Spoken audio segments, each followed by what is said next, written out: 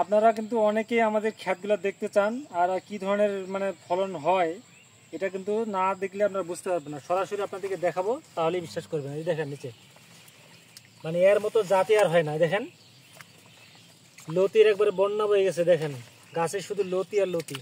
গাছের উচ্চতা দেখতে পাচ্ছেন কতটুকু, 1 থেকে 1.5 ফুটের মতো হয়ে গেছে। এখন কথা হচ্ছে যে সব সময় চাষ করা যায়, এই জাতটা এমন একটা জাত সব সময় চাষ করা যায়। আর এই মুহূর্তে কিন্তু বাজারে খুবই এর চাহিদা। 60 টাকা কেজি চলতেছে, 60 টাকা কেজি পার কেজি চলতেছে আড়তে। ঠিক আছে, এখন কথা হচ্ছে যে এটা কিন্তু এই সিজনটাতে কোনো শাক সবজি একটু কমই থাকে, বর্ষার সিজন যেহেতু চলতেছে। তো সেই হিসাবে কিন্তু এখন যেই চাষাবাদটা করলে কোনো লস নেই, মানে সারা বছরই কিন্তু এর বাজার খুবই ভালোই থাকে। হয়তো কয়েকদিন খালি মাত্র আমরা বাজার খারাপ পাইছি, সেটা গেল কয়েকদিন আগে।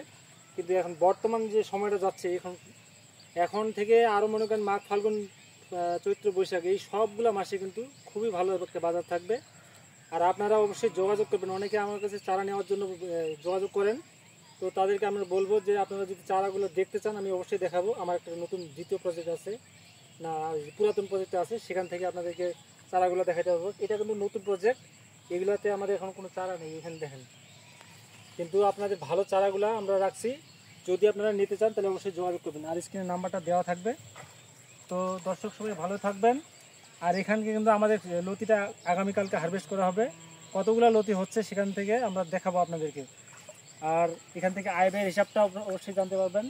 এখানে টোটাল জমি হচ্ছে কতটুকু জানি 7 শতক না 6 কাঠা তাহলে হচ্ছে আমার 6 দিনে 15 শতক জমি হবে।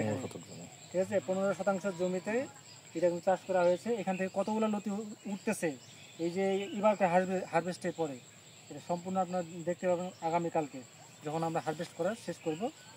আর এটার মেয়াদকাল সারা বছরে এটা কিন্তু থাকবে।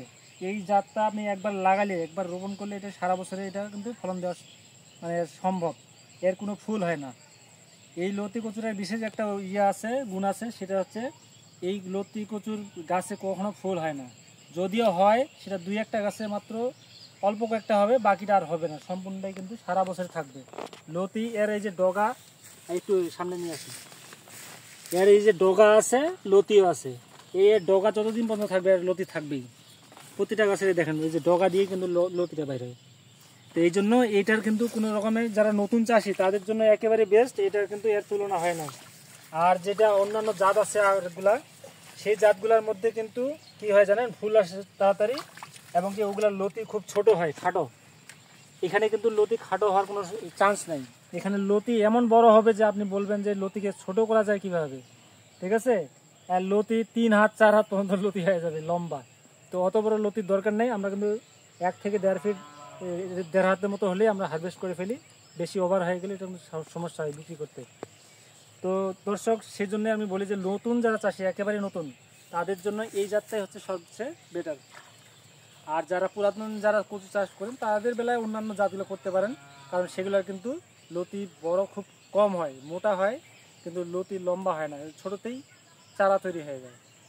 তো দর্শক ভিডিওগুলোতে একটা ভিডিওতে সব কিছু জানানো সম্ভব না, তো আপনারা নিয়মিত ভিডিওগুলো দেখার চেষ্টা করবেন। অনেক রকমের তথ্য এখানে শেয়ার করা হচ্ছে ভিডিওগুলোতে। চ্যানেলগুলো সাবস্ক্রাইব করে রাখবেন আর আমাদের এই ভিডিওগুলো ছড়িয়ে দেওয়ার চেষ্টা করবেন। আমাদের মতো নতুন ইয়ং যারা চাষাবাদ করতে চায়, কৃষক নতুন উদ্যোক্তা ভাইয়েরা, তো তাদের কাছে পৌঁছানোর চেষ্টা করবেন। ধন্যবাদ, সবাই ভালো থাকবেন।